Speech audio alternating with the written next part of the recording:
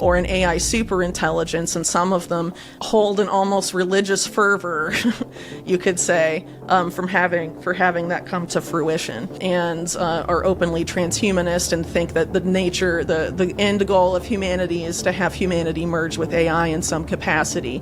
So they have not just the economic incentive, they also have this, I would call it quasi-religious incentive as well, which may help propel this along even when the economics of it don't necessarily make sense. So obviously it's fair to say that the network behind the data center push is extremely large and influential, obviously spearheaded by big tech companies that at this point have for all intents and purposes fused with the national security state. And this has been ongoing for some time. So a good example is to look back at the 2018 National Security Commission on AI that was chaired by Eric Schmidt, the former Google CEO, and a close associate of Schmidt who had previously held a top position at what is now the Department of War.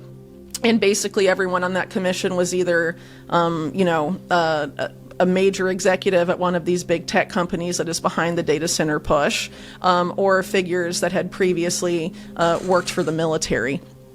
To establish basically the U.S. roadmap on AI and what needed to be done for quote-unquote national security purposes. And it's fair to say that even beyond that, you can see how these two groups have become so intertwined by the fact that the intelligence community, as well as the military and other major aspects of the federal government, contract extensively with these same big tech companies and are arguably largely dependent on them, while at the same time a lot of these big tech oligarchs are major donors to our politicians. Data brokers are making billions selling your information to spammers, scammers, hackers, even stalkers. Today's sponsor, Cloaked, challenged us to put our phone number into their tool. The results were shocking. It knew our name, address, even social security number. Every time you sign up for something, an app, a free trial, a random website, you're feeding the machine, and they're betting you won't do anything about it. But here's the real problem. Most so-called privacy services, they clean things up after your data is already out there. Meanwhile, you keep creating new vulnerabilities every single time you enter your real email, phone number, or name online. That's the loop. That's where Cloaked comes in.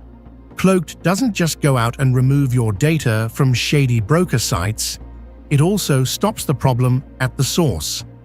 Inside the app, you can generate unlimited burner emails, usernames, and phone numbers whenever you sign up for anything.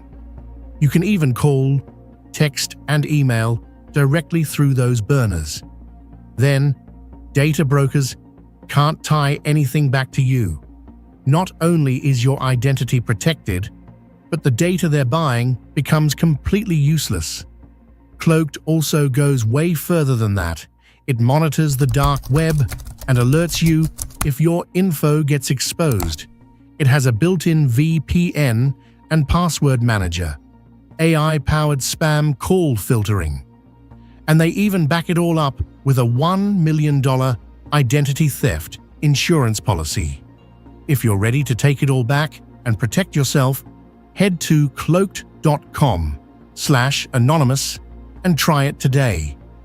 The link is in the description. On various levels, they have much more influence than arguably any other group right now. And I think as a very visual example that people will be familiar with, that's a testament to this, is after Trump's inauguration, or during Trump's inauguration last year, behind him was a line of who's who of big tech CEOs like Jeff Bezos, and other figures like him, a testament to their role and importance in getting him elected for a second term. And he has obviously so far been generously repaying their patronage. But there's important people to look at too in the build out of this AI, the data center deluge, as you called it, that aren't such public public figures at this point. So there's a lot of AI infrastructure companies that are becoming increasingly important to this, but they largely stay out of the news. So one good example, I think, for this would be a company called Crusoe AI, which is, for example, building the Stargate project for OpenAI and Larry Ellison's Oracle, which was announced in the early days of, I think, one of the first announcements, actually, of Trump soon after his inauguration this time around. And they're basically building a lot of the data centers and working as sort of a middleman between these big tech companies and the actual creation and infrastructure that they rely on. And so those companies are an important part of this constellation of actors as well. And it's also something that's happening well beyond the U.S. So one of the founders of Crusoe AI, for example, is named Cully Cavness, and he accompanied Peter Thiel, the co-founder of Palantir, on his recent trip to Argentina to meet with Javier Milei. Later, they also met with Chilean politicians, apparently including the president of Chile, though it wasn't publicly announced, and also the president of Paraguay. And, not long after that, at least in the case of Milei, there have been these proposals of having, allowing companies with no human employees that are run by AI to operate in the country. An announcement of Stargate Argentina on behalf of OpenAI, run by Sam Altman, who's closely affiliated with Peter Thiel. So these people are looking to build data centers really all over the world. Why are they doing it? Why data centers? It's essential to basically their various plans from AI, which include not just, their plans for, AI-related businesses, but also a lot of these people subscribe to specific ideologies that see that extreme investments in AI and AI compute capability are necessary in order to further the development of what they call artificial general intelligence or an AI superintelligence, and some of them hold an almost religious fervor, you could say, for having that come to fruition, and are openly transhumanist and think that the end goal of humanity is to have humanity merge with AI in some capacity. So they have not just the economic incentive, they also have this, I would call it quasi-religious incentive as well, which may help propel this along even when the economics of it don't necessarily make sense. And at the end of the day, I think it's a testament to how we're sort of living in an era of this is the importance to them of computing power over people. And so, people that are negatively affected by them, apparently their concerns don't matter, and there's a coordinated effort to sort of paint any pushback as being propelled by China, for example, and various different narratives are being fielded right now to try and manage local anger at an increasing cost of living crisis, many of which have been linked to data centers, particularly their power usage and their water usage. And some of these teal-linked outlets, like Pirate Wires, for example, have tried to push against those claims, but using the data on the books about water usage and some other people, but in some other claims. But in states like California, most data centers aren't required to report how much water they use. So how accurate is the data we have on it anyway? And a lot of data centers are moving into areas that have, water issues or are having droughts already. And so obviously local concern about that is quite reasonable. But, for the big tech oligarchs, they're not really interested in hearing those concerns. They have a dedicated mission to improving AI for, as I mentioned, various purposes and moving the United States further into an AI-powered, economy. The culmination of that effort is the company that we just discussed called Jobs Ohio, but it started off in the region of Columbus. So as I mentioned earlier, Wexner successfully privatized the town of New Albany, which is close to Columbus and sits within the Columbus region.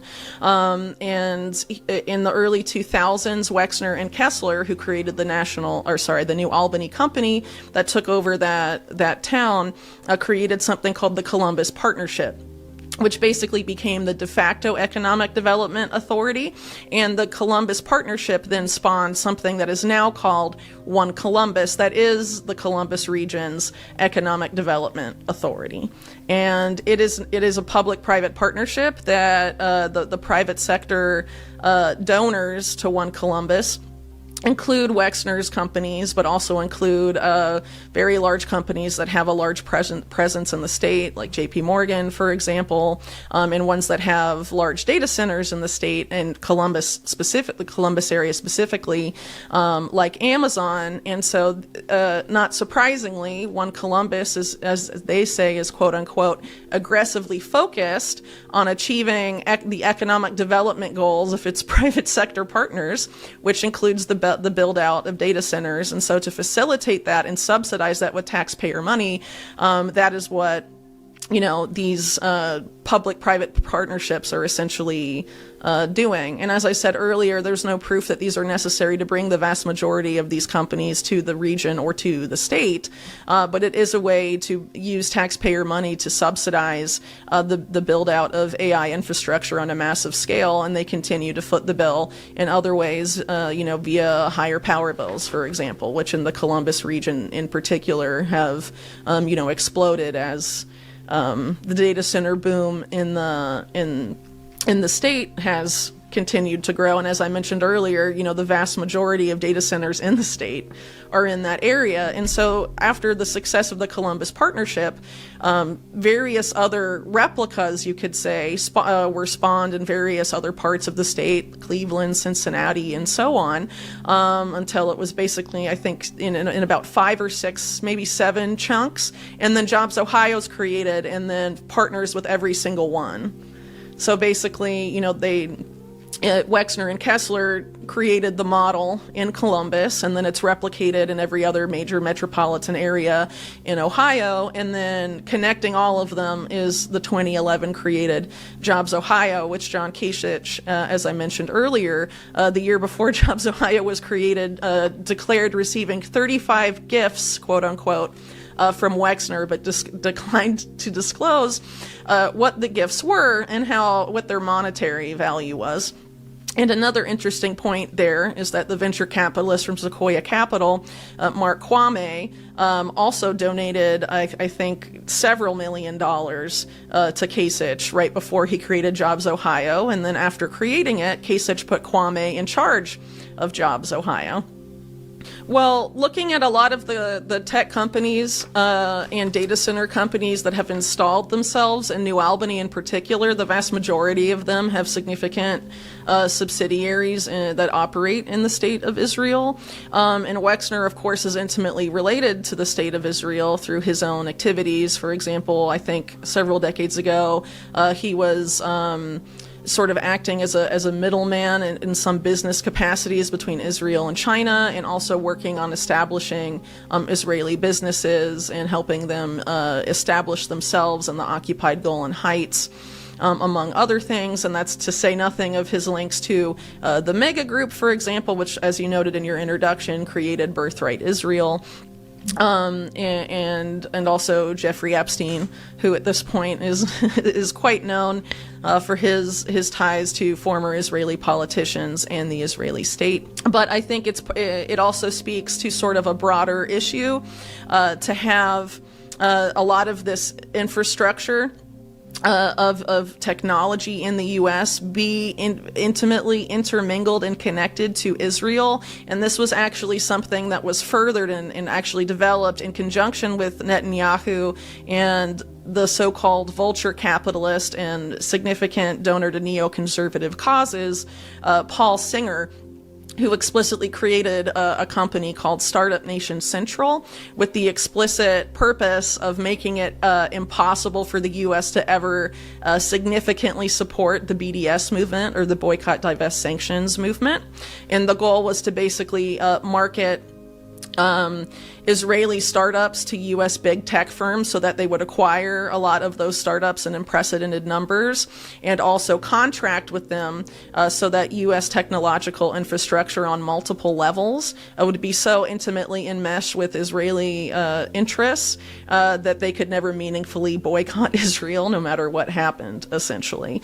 And a lot of these startups, of course, if you've ever looked into the Israeli startup scene, are intimately related to, Israeli intelligence and Israeli military operations. They're staffed by veterans of one or the other. And at the same time, coincidentally, that Startup Nation Central was created, the Israeli government developed an explicit policy where these startups would be used to conduct operations that previously had been conducted in-house by Mossad and Unit 8200 and other parts of the Israeli intelligence system. So, for lack of a better word, they have an explicit policy of using them as front companies for intelligence.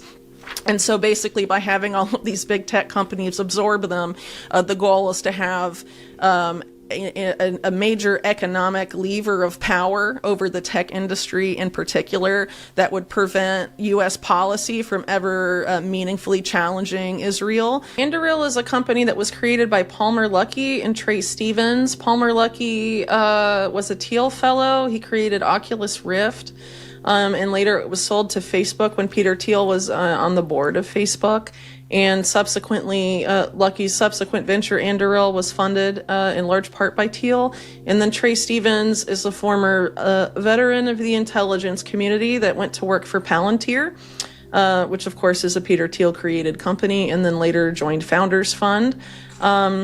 And decided to create Anduril with Luckey at a time when he was also more or less advising the Trump administration Pentagon, its transition team, during Trump's first term as president. And so they in particular specialize in autonomous weaponry, mainly drones. And so they have moved into the Columbus area as well.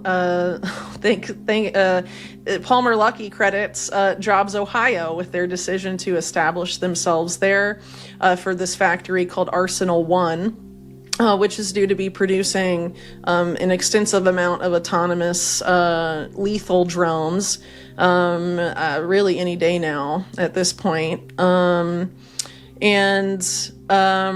Nearby, there's an effort by Howard Lutnick's company, Cantor Fitzgerald, to find the next Anduril to fill that particular space. So Cantor Fitzgerald, of course, being Howard Lutnick, the current Commerce Secretary with a lot of ties to Epstein in particular. So it's kind of interesting to see that coalesce in the region that has essentially become Leslie Wexner's fiefdom. And aside from that, it's worth noting that another venture of Palmer Luckey as well that's also more or less linked to Peter Thiel and other figures in and around Palantir, like Joe Lonsdale, is this effort to create a stablecoin bank called Erebor, which Luckey nominally created, but it's going to be run by other people. But it's going to be based in Columbus. And so this is an effort to increase dollar hegemony through dollar stablecoins. And I think recently they were fielded as a choice to restructure Venezuela's sovereign debt, or particularly the debt of their state oil company following the kidnapping of Nicolas Maduro, and during a time when Trump at least claims that he is, quote unquote, running the country. So that's worth keeping in mind, as is the fact that Erebor was explicitly created to replace Silicon Valley Bank, which you may remember collapsing a few years ago. And if you paid attention to reporting about that collapse, the collapse of the bank was largely created by a run on the bank that was orchestrated by none other than Peter Thiel. How interesting. So, just an example of how this particular network operates in one sense, and also the fact that they have extensively sought to include Ohio in a lot of their plans.